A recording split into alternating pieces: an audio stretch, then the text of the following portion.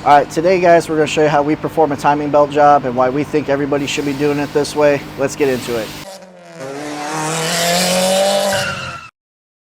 So this particular client actually brought the vehicle in for a coolant leak. And it just so happened to be the water pump that's driven by the timing belt. You guys want to come over here.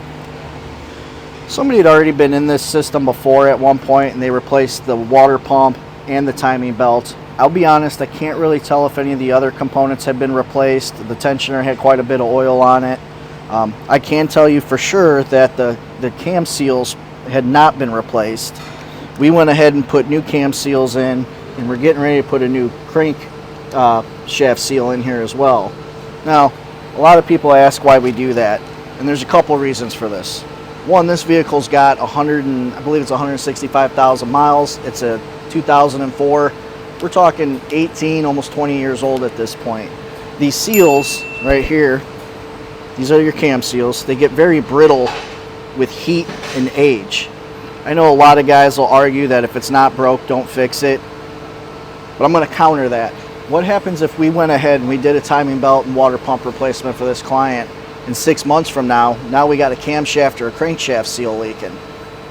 We're back to square one with the exact same amount of labor cost to do it right now.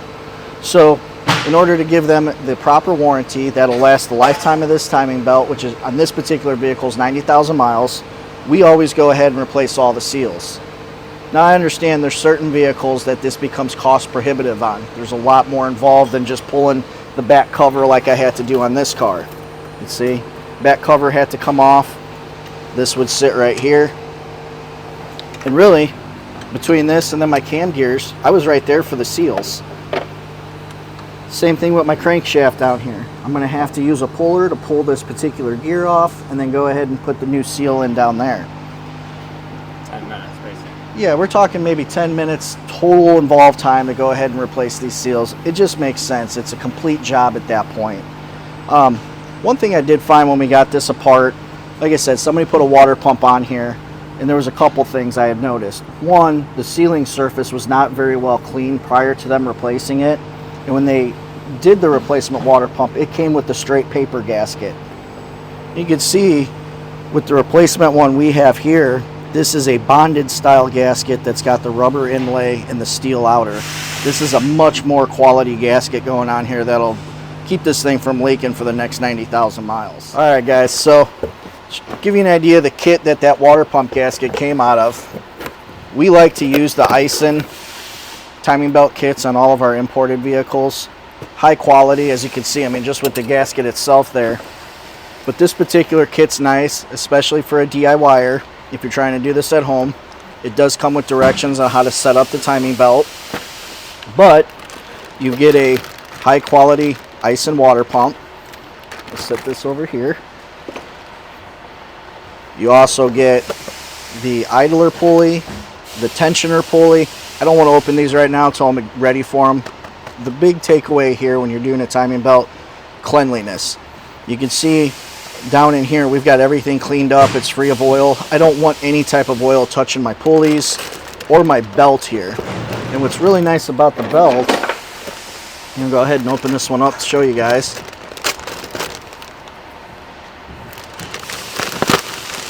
Again, if you're a DIYer, you're trying to do this at home, high quality belt. This is the exact same brand that comes from Toyota from the factory. But everything is marked.